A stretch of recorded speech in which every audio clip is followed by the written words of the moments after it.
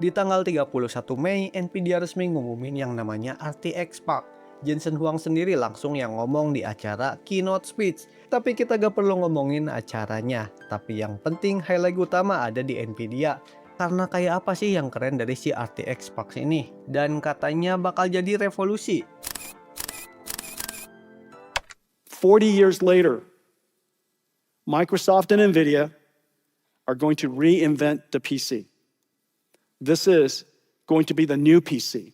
RTX Spark, kalian bayangin laptop tapi pakai Nvidia, bukan cuman di GPU, tapi chipsetnya juga. Hasil kerjasama Nvidia bareng MediaTek. Jadi langsung aja selamat datang di segmen Nyeloteh, dimana kita ngomongin teknologi.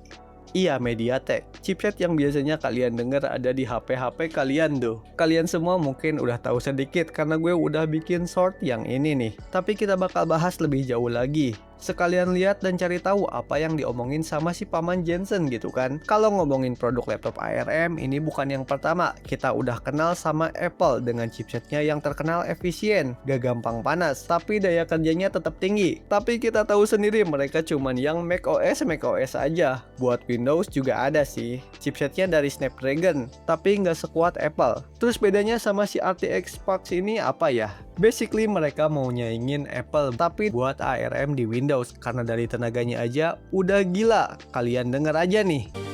Introducing RTX Spark. Everything we've learned over 33 years distilled into one chip. Blackwell RTX GPU with 6,144 CUDA cores, 1 petaflop of AI performance. A custom 20-core Grace CPU built in partnership with MediaTek. Fused by NVLink. 128 gigabytes of unified memory.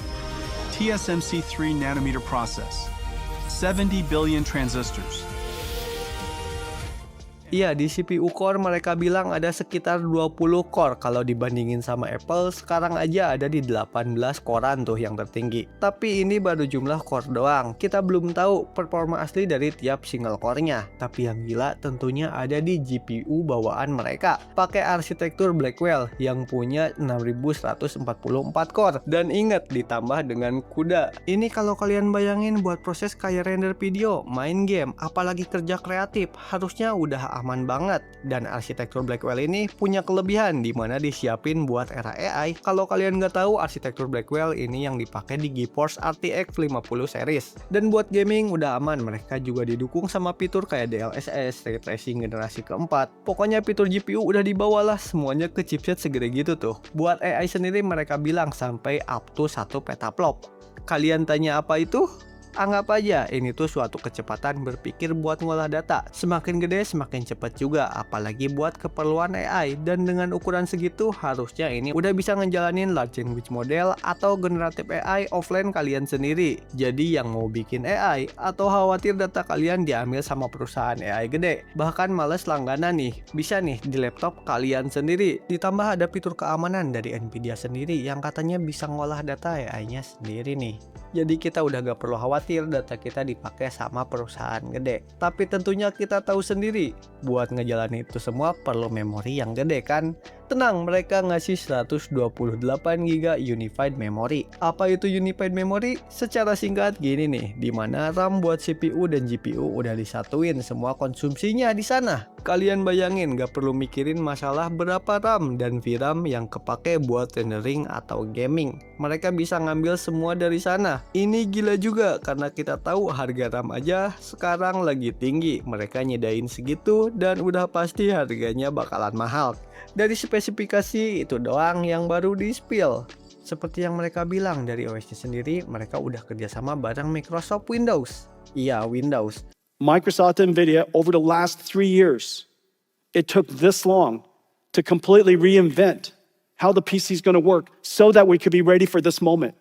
Kalau kayak gini harusnya nggak perlu mikirin masalah kompatibilitas. Meski yang dibahas ya kebanyakan masalah run agent di Windows-nya mulu. But the new operating system is, of course, the old operating system plus large language models. Tapi buat performa gaming, mereka klaim sendiri buat ngejalanin games AAA di 1440p dengan 100 fps ke atas. Here it is. Of course, I got to show you the most beautiful part, which is video games. It's also the closest to our heart. This is Forza. This is 007, by the way. The new 007 game, I'm looking forward to playing it. I look a little bit like him. Ladies and gentlemen, NVIDIA's RTX Spark laptops. Now, Iya cuman 2K, tapi ya gak apa-apa harusnya. Kalian tahu sendiri layar laptop segede apa. Ya harusnya oke-oke aja sih. Selain itu mereka juga ada kerjasama bareng Adobe dan juga software kreatif lainnya yang bisa ningkatin performa dan tentunya kerja AI mereka buat bantuin kerja kreatif kalian. the next one, Adobe. Incredible tool suite, of course, used by tens of millions of people around the world. They have re-engineered the architecture, the core of Adobe Photoshop and Premiere, and they're going to release it for RTX Spark. It is twice as fast. It's already fast. Now it's going to be twice as fast. And it's also designed to be agent-friendly. With its MCP server, it can now interact with agents on your laptop. Intinya dari semua itu mereka kayak mau bikin mini superkomputer yang bisa dibawa kemana-mana sama kalian nih. Tapi selain laptop mereka juga nunjukin PC desktop RTX Spark di sini. And today we're announcing a whole new line. 3 revolutionary Windows machines covering desktop, laptop, and workstations. This is the first completely re-engineered, reinvented line of PCs that has happened in 40 years. This is the RTX Spark laptop. This is the desktop. So this one's from MSI. Bahkan setelah gua searching ada beberapa leak meski gak resmi yang bilang chipset sendiri bakal ada 2 macam, dimana kayak gini, Nvidia N1 sama Nvidia N1X, dimana series N1 punya spesifikasi lebih rendah. Tapi ini belum dikonfirm sama Nvidia-nya. Ada beberapa hal yang belum mereka sebutin di video, tapi ada di websitenya. Kalau kalian cari, kalian bisa dapet nih. Kayak ada 1000 lebih sekitar aplikasi, games, dan lain-lain yang udah diakselerasi. Yang katanya bakal nambahin performa 3D, smoother video editing, photorealistic simulation. Pokoknya banyak deh dari game dan aplikasi itu. Mulai dari game kayak WoW, ada juga CS, Fortnite, bahkan Resident Evil yang terbaru. Selain itu buat developer, kayak ada Codex, Unity, PyTorch, bahkan banyak lainnya. Enggak lupa juga buat pekerjaan kreatif lain macam CapCut pun juga masuk loh.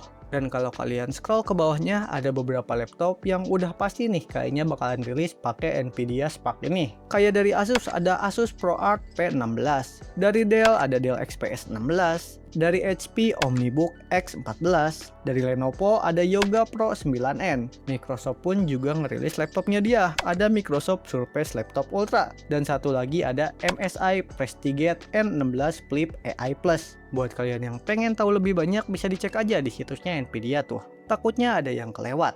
Nah, gimana nih menurut kalian yang katanya bakal jadi era baru di dunia komputer ini? Kalau kalian suka dengan pembahasan teknologi kayak gini, atau mungkin pembahasan random lainnya, kalian boleh dukung channel ini dengan like atau subscribe. Kalau ada yang salah dari gue atau kalian mau nambahin, boleh silahkan komen juga. Dan makasih buat kalian semua yang udah nonton.